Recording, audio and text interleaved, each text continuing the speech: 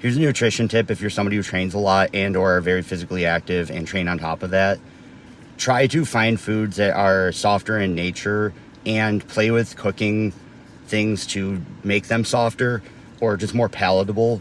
Think of like spinach. Spinach is a really healthy food. I would recommend everybody eat like some kind of leafy green.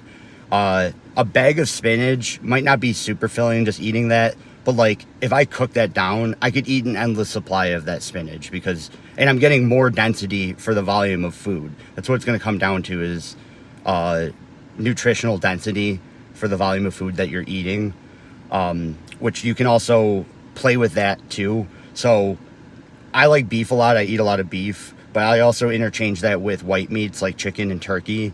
So if I'm eating the same volume of food, if I'm eating the same volume of beef versus volume of chicken, I'm getting more calories from the beef than I am from the chicken. And so you can use that if you're trying to adjust your weight or just keep up with your expenditure. Also, pro tip, this is a nice little bonus tip. Fructose post-workout has been shown to help replenish glycogen stores for more training in the future. So like, got my grapes right here because I love grapes. I love the taste of grapes. It's probably my favorite fruit. They're also like kind of hydrating, and I always feel dehydrated after a workout. So it's like meets the best of both worlds on that type of thing. Bananas are another good fruit. Yeah, just consider the density of food, but also how soft or hard it is. Filling up on raw vegetables is going to, well, it's going to fill you up and you're not going to get as much calories from that. Whereas if I cook those vegetables down, now I could put it in with like a stew or some other meal, get all the nutritional density from that, but the calories that I also need to continue to train and recover, etc., etc.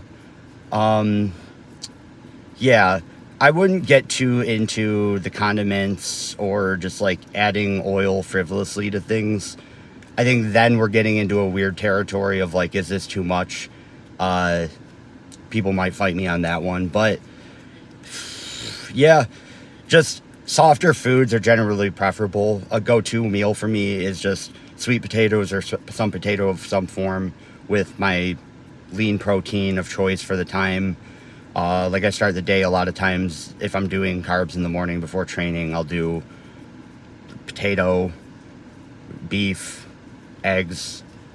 It's a lot of calories, but like I need the calories and that's going to digest relatively well. I won't feel super full going into training. GI distress is your absolute enemy.